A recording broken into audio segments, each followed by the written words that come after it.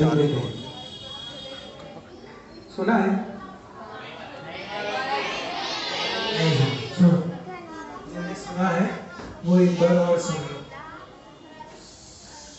जबलपुर प्रतिभा स्थली में हम लोग थे। अब प्रसाद सागर जी और शैल सागर जी, इनका प्रतिभा स्थली में आना सुना हमने कि जबलपुर में उनको गुरुजी ने बुलाया। और तब से मुझे ऐसा ही लग रहा था कि ये आएंगे और निकलन सागर महाराज जी को लेकर चले जाएंगे। सिर्फ इतनी बात सुनी थी कि ये लोग आ रहे हैं। उस दिन से मुझे ऐसा लगने लग गया कि ये लोग आएंगे और उसको ले जाएंगे। मैंने ये चीज़ निकलन सागर जी को भी बताई कि वो लोग आ रहे हैं, कहीं तेरे को लेके ना चले जाए और मैं फिर अकेला ना रह जाऊं। सिर्फ इतनी बात मेरे दिमाग में घूम रही थी। और मैंने एक ब्रह्मचारी भैया है उनको भी बताया कि ऐसा ना हो जाए कि वो लोग आए और इसको ले जाए। तो 5 दिन बाद वो लोग वहाँ जबलपुर प्रतिभा स्थली पहुँच गए। गोटे गांव से प्रतिभा स्थली जी आ गए। अब वहाँ आने के बाद 1 दिन 2 दिन, तीसरे दिन गुरुजी ने प्रसाद सागर जी को बुलाया शाम के समय और बोला कि आप लोगों को जाना है। तो कहाँ जाना है? तेजगढ़। तेजगढ़ में वेदी प्रतिष्ठा थी, वहाँ आपको जाना है। तो शैल सागर जी को भी बुलाया और कहा कि आप लोगों को जाना है। और प्रसाद सागर जी कैसे कहते हैं कि मैंने ऐसा सोचा है कि आपके साथ निकलंक को कर देते हैं। किसे कर देते? निकलंक को आपके साथ कर देते हैं। तो प्रसाद सागर जी वहाँ से उठ कर आए। जब भैयावृत्ति चल रही थी गुरु जी की और हम लोग चर्चा कर रहे थे आपस में बैठ के, 4-5 मुनिराज थे, निकलंक सागर जी भी थे। हम लोग मस्ती करते रहते थे। जब हम 4-5 बैठ जाते थे तो अलग प्रकार की मस्ती होती थी। तो हम लोग बातें कर रहे थे तो वो आते हैं, प्रसाद सागर जी कहते हैं निकलंक से जा गुरु जी की भैयावृत्ति कर ले, गुरु जी तेरे को बुला रहे हैं, गुरु जी आपको बुला रहे हैं। तो मैं समझ गया कि कुछ न कुछ होने वाला है और मैंने कहा कि निकलन शायद तुम जाने वाले हैं। और बस वहाँ से वो उठे और आके मेरे को बोलते हैं कि चल रूम में। मेरे को बोलते हैं चलो रूम में, क्योंकि हम दोनों एक साथ बैठते थे। तो उन्हें आए और बताया कि ऐसा ऐसा है, अब बैग जमा लो। और मैं उस समय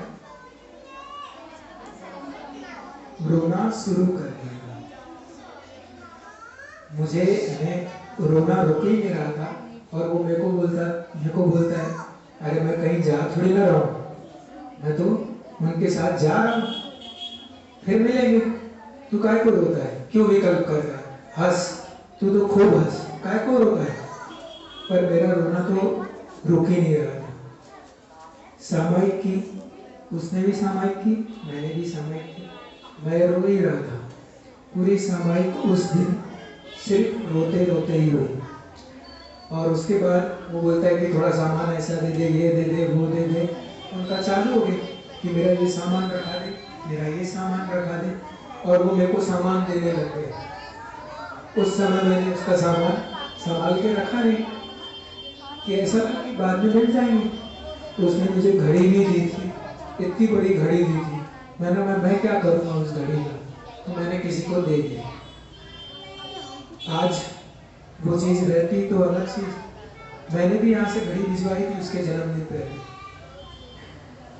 तो वो सब चीज़ें तो कहाँ गई पता नहीं। एक पेंसिल उसने मेरे लिए भेजी थी वुडन की, वो अभी तक रखी हुई है। मेरे जन्मदिन पर भेजी थी उसने वुडन की, वो अभी तक रखी हुई है।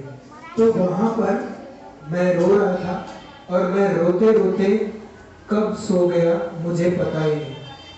3:30 बजे उठा, मैं रो रहा था और वो मेरे को बोलता है चुप हो जा, मेरी नींद मत खराब कर। मेरे को क्या बोलता है वो कि चुप हो जा, मेरी नींद मत खराब कर। अभी 4 बजे उठना है और कल सुबह जाना भी है। अब सामायिक हुई और मैं रोना बंद हो गया। भक्ति में जाना था, सब लोग देखेंगे, इसीलिए रोना बंद हो गया। अब उनके जाने की बारी आ गई। अब जब वो जा रहा था तब सबने परिक्रमा लगाई, उसने भी हमारे साथ परिक्रमा लगाई बड़े महाराजों की। फिर वो रोना शुरू हो गया और आखिरी में जब हम लोग बाहर निकले, थोड़ा आगे आधा किलोमीटर तक छोड़ने गए, तो मेरी सिर्फ उससे एक ही बात हुई थी। मैंने उसके सामने खड़े होकर यही कहा था कि हम वापस कब मिलेंगे। एक चीज कही थी कि हम वापस कब मिलेंगे, तो वो अभी तक तो हो नहीं पाया, हम दोनों मिल ही नहीं पाए। वो कहीं और चला गया, वो जहाँ भी गया हो बहुत अच्छी जगह गया है और देव पर्याय में है और वैमानिक देव बन गया है। वैमानिक देव शायद 3रे स्वर्ग में हो, तो वैमानिक देव बन गया। अब उसको हमारी कोई चिंता नहीं है, हमारी चिंता उसको नहीं है या है भी, वो हमारे साथ हो भी सकता है। उसकी सद्भावना तो मेरे साथ हर समय है।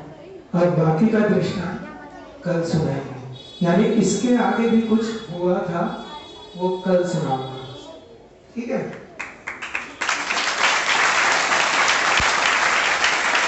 ये भी